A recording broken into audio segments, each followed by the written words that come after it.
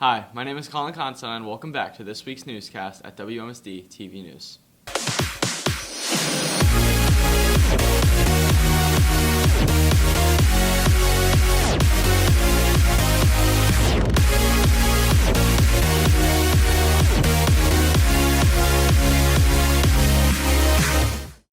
Recently, there has been a rise in the number of false fire alarms which have been disrupting class. Here is Julian Moncayo with more details. Over the past few weeks, teachers and students alike have been dealing with false fire alarms being activated across campus. These alarms have been set off a multitude of times over the course of the past couple weeks with no end in sight. With the alarms being set off so frequently, it has become difficult for students to focus on their work. Well, they don't really disrupt me, but while I'm in class, it'll go off randomly, and then some students will get up and it'll cause this teacher to stop teaching mid-class. So when they go off, we have to pause what we're doing and what we're learning to wait for the announcement to say that it was a false alarm. Students aren't the only ones upset with the fire alarms being pulled. Teachers are also frustrated with the fire alarms disrupting their classes. I feel that the fire alarms have been triggering to some staff members. I also feel that it scares the students because they don't know if they should leave or get out of the classroom or what's going on, usually when they just go off like that. I think it's a little bit overdone, and hopefully we can do something to stop them from being constantly set off and pulled. With all this chaos surrounding the fire alarms, everyone has been trying to find answers to how this could be avoided. maybe having only administrators be able to access it or something like that. I think there should be a form of education related around what the fire alarms mean at the schools especially.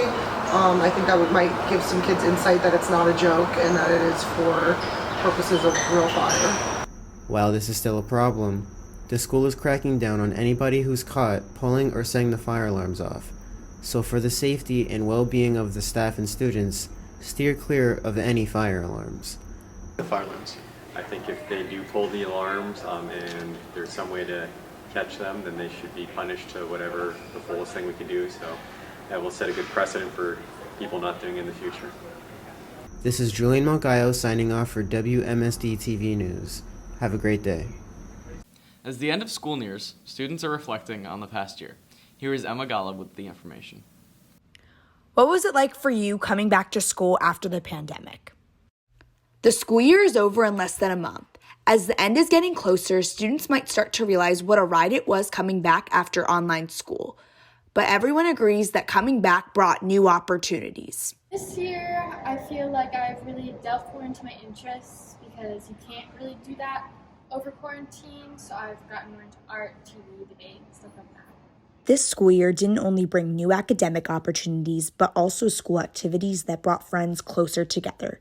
It started off with the homecoming game and dance and followed with all the different sports games and theme days. My favorite part of the school year was the week before winter break because I feel like we were all in a holiday mood. Everyone was wearing Santa hats and we had the winter holiday spirit week, so that was my favorite part. And although we've reflected on the year, it is just the right time to start planning for summer. Some students take it as time to relax, and others take it as time to prepare for the next school year or even the further future. My travel lacrosse season coming up, and for lacrosse, you can start getting recruited to go to college September 1st of your junior year. So this is my big summer to show that I'm good at what I do. This is our last month to figure things out and finish this year strong. This is Emma Golub reporting for WMSD TV News.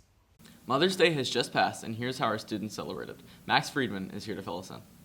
While students at Marjorie Stoneman Douglas are busy with FSA and AP testing, a special holiday brought them back to what's truly important, family. On May 8th, Mother's Day arrived, a day where children can celebrate everything their mothers have done for them. Everybody has a tradition they commemorate on Mother's Day. Some people will hold parties or give their mom a special gift to let her know just how much they love her. Mother's Day is not just for the traditional family either. It is time for single parents or adopted families to all celebrate the lives they have created. I'm planning on getting my mom either a bouquet of flowers and a Dove chocolate or getting my mom a massage. It is important to note that most of the staff at MSD consist of mothers as well. On April 28th, many parents brought in their children for Take Your Child to Work Day. On this day, many learned what exactly it is their mothers do all day and just how hard they have to work to support them. Celebrate Mother's Day to make sure my mom knows that I appreciate her and I love her and what she does for me and my siblings is very important to us. While many people choose to celebrate Mother's Day with special vacations, a fancy restaurant, or just doing mom's favorite activity, others feel it's a day to spend close as a family, preferring to stay inside and participate as a family for once, not bared by anyone's responsibilities. Stay together at home. I don't go to no restaurants. It's crazy that day. I don't want to go nowhere. So I'm stay at home relaxing with my family. It is important that we give back to our mothers. While friends will come and go, family will always be there for you. So this Mother's Day, hug your mom a little harder, just to show how much you appreciate the 9 months she had to go through in order to have you. We love you, moms. This is Max Friedman reporting for WMSD TV News. Mr. Powell is nearing his retirement. For more details, here is Rain Welser. Mr. Powell is a well-respected pre-calculus teacher here at MSD.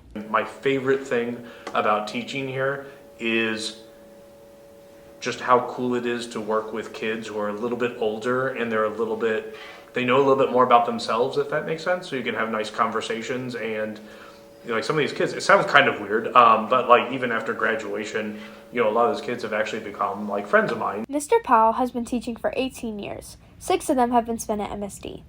He currently teaches math, but he has also taught reading. Mr. Powell has impacted my high school experience because after having him for 4 years, he's a great mentor and influence on me and my schoolwork, and he helps push me to do my best, especially in math. Mr. Powell impacted my high school experience because I personally had him for 3 years, and knowing that he was always a familiar face in the crowd and that he was always a safe haven for me if I ever was overwhelmed with school was very impactful for my high school career. He also did a lot of things personally for me, like tutoring me and my college rec letter, which prepared me for college and got me into my dream college. He's gotten me through SAT preps. He's gotten me through so many things in math that it's usually a challenging subject, but he makes it a lot easier. Teaching for this long comes with having some amazing relationships. This also gives him the possibility of having students for multiple years. Some of Mr. Powell's current students have been with him for 2+ years. Every moment with Mr. Powell has been a great one, but probably one of the best ones was he surprised his study hall with breakfast, which he prepared in the courtyard with a bunch of breakfast items like bacon and pancakes, and it just really meant a lot to all of us. And I mean, we can't even thank him enough for all he's done for us. So my best memory with Mr. Powell is most likely just being able to talk stocks and sports. We were able to go to a Heat game, meet David, Ethan, and Mr. Powell, so that was a fun experience. Mr. Powell is a beloved teacher and will continue to be for years to come. Having him for the past 4 years, he's just always been there for me and believed in me when even I didn't believe in myself. This is Rain Welser reporting for WMSD TV News. FSA testing is upcoming here at MSD. Gabe Jardine is here with how students are preparing for the test. FSA and EOC testing is coming up. With the end of the school year coming up, end-of-year tests are approaching. FSAs and EOCs are tests many students have begun preparing for. Students are taking practice exams and going to after-school tutoring sessions in order to better prepare. I study long and hard for my FSAs and EOCs, so I'm pretty confident that I passed them all. The first test kids are preparing for is the FSAs. FSAs are taken by 9th and 10th graders. They test kids in reading, writing, and math. FSAs usually take 1 to 2 days to complete for each subject. They are also based on grade level for difficulty. I feel pretty good about the FSAs. I've been taking them since 5th grade and I've been scoring well, so I'm pretty confident. The other big test students are preparing for is the EOC exams. EOCs test algebra, geometry, biology, U.S. history, and civics. Students spend the whole year preparing for these EOC exams because they are needed to graduate high school. This year I'm going to be taking the geometry and the biology EOCs. With FSAs and EOCs quickly approaching, students should be preparing. Some things students can do to help themselves pass are sign up for after-school study groups, study their notes and textbooks, and complete all their study guides.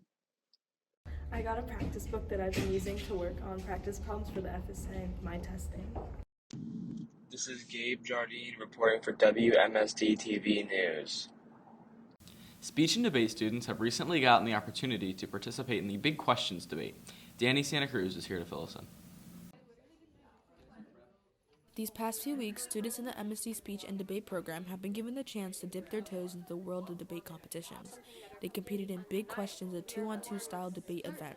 This in-class tournament is intended to help students learn about more how to debate and allows both underclassmen and upperclassmen to get extra points for their class.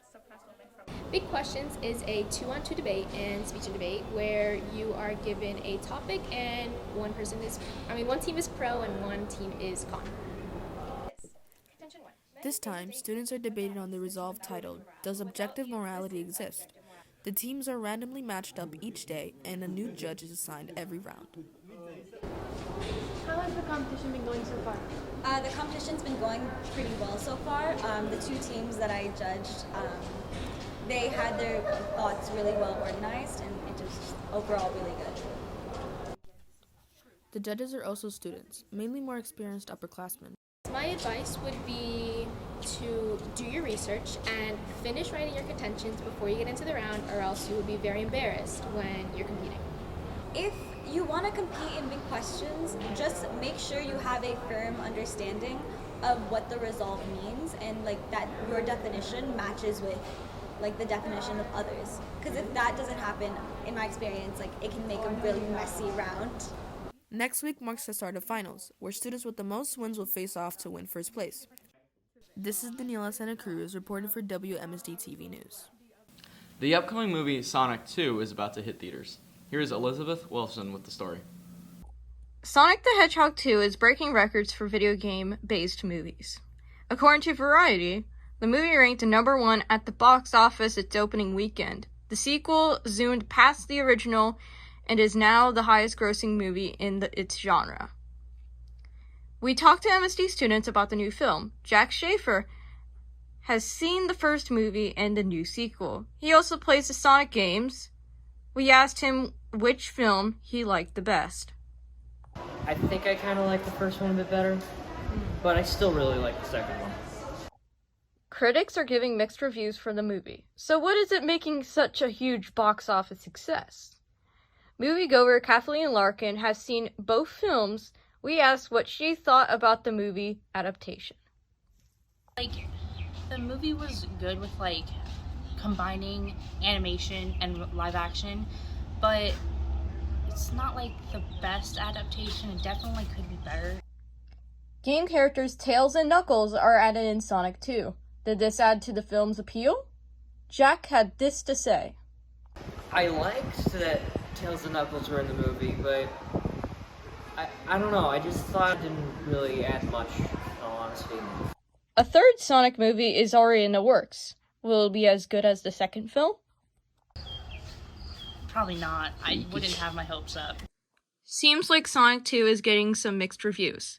Still, it remains a box office boom. This is Elizabeth Wilson reporting for WMSD TV News.